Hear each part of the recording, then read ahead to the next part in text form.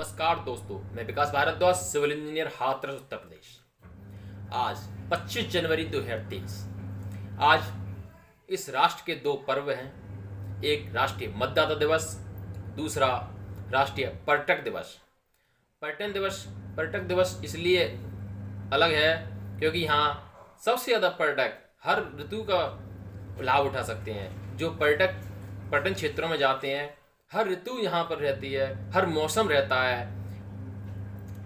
जाड़े भी हैं, गर्मी भी है, बरसात भी है, हर तरीके का पर्यटक क्षेत्र भी है। हर जगह जाइए, आप अपनी खुशियाँ मनाइए। पर्यटन पर जाने से एक रास्ता ये भी साफ होता है कि आपको एक नई जानकारी मिलती है रास्ते के बारे में, वहाँ के लोगों के बारे में, कैसे रह रहे हैं, कैसे खा रहे हैं, वहाँ पर किस तरीके का जीवन जिया जा रहा है। और इस देश में ही सबसे ज़्यादा मौसमों का लुत्फ उठाने के लिए भारत ही एकमात्र ऐसा देश है जो सबसे ज़्यादा ऋतुओं में पर्यटक क्षेत्रों पर जाते हैं। हर तरीके का एक क्षेत्र है, क्योंकि अगर सोचा जाए, अगर ग्वालियर से लेकर आगे से भोपाल से लेकर के आगे एक देश बना दिया जाए, इस देश में से काट करके, मान लो, बने नहीं, मान लीजिए, तो उसका क्या होगा कि वहाँ पर गर्मी रहेंगी, जाड़ा नहीं पहुँचेगा। जाड़ा तो इधर जम्मू कश्मीर, उत्तराखंड और पंजाब, दिल्ली तक सीमित है, उत्तर प्रदेश में भी है।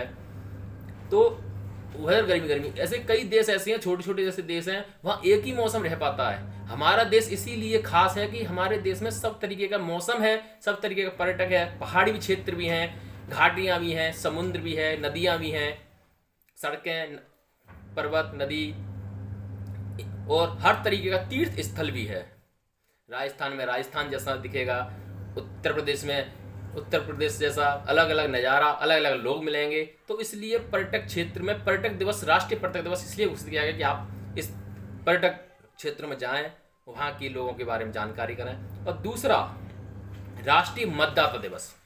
लोकतंत्र में मतदान का सबसे बड़ा महत्वपूर्ण है, और भारत दुनिया का सबसे बड़ा लोकतांत्रिक देश है।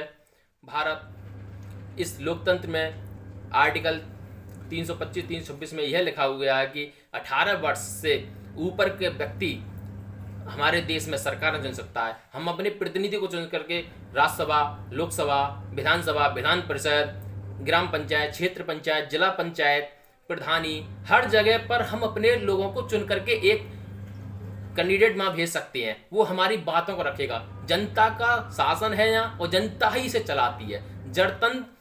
गणतंत्र इसलिए है कि गण का मतलब है जनता का शासन। लोकतांत्रिक ये है कि जनता के हिसाबों से शासन चलेगा, ना कि कोई एक राजा शासन चलाएगा, ना कि कोई एक ही व्यक्ति शासन पर राज करेगा। वो अपने हिसाब से शासन नहीं चला सकता है। जनता की मांगों को पूरा करना उनका एक दायित्व है। हम ऐसे लीडर को चुने, हम ऐसे एक कैंडिडेट को चुने जो हमारे लाभों को पहुंचाएं, हमारे परिवारों को लाभ पहुंचाए, हम अपने बात को उनसे कह सकें, हम अपनी बात को उनसे रख सकें। तो इसलिए भी यह एक खास है कि आज मतदाता दिवस है। जहाँ जहाँ चुनाव होंगे 2023 में, मेरे हिसाब से 9 राज्यों में चुनाव होने हैं। तो अपने जनता को, और फिर इस लोकसभा का चुनाव सबसे बड़ा इस देश में चुनाव होगा 2024 के अंदर। तो एक जनता को यह सोचना चाहिए कि हम ऐसे व्यक्ति को वहाँ चुन करके भेजें जो हमारे बातों को वहाँ रख सके, अच्छी तरीके से पढ़ सके। हम किसी लोभ में ना आए, हम किसी डर और डरावने में ना आए। हम अपने मत का अधिकार गुप्त रूप से करेंगे और अच्छे लोगों को चुन करके भेजा जाएगा।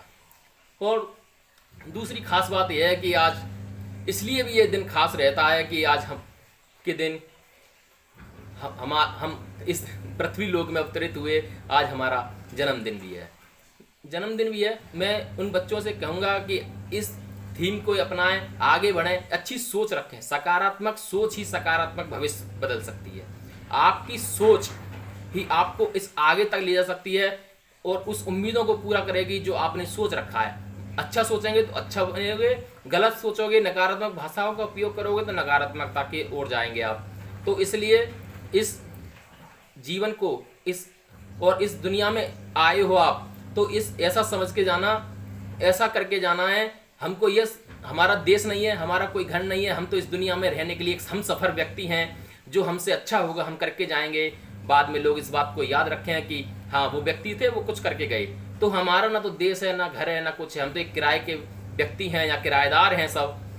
तो उस ही तरह का देश को जीना चाहिए, उस भविष्य को बनाना चाहिए, लोगों की सोच को, लोगों की सहायता करनी चाहिए।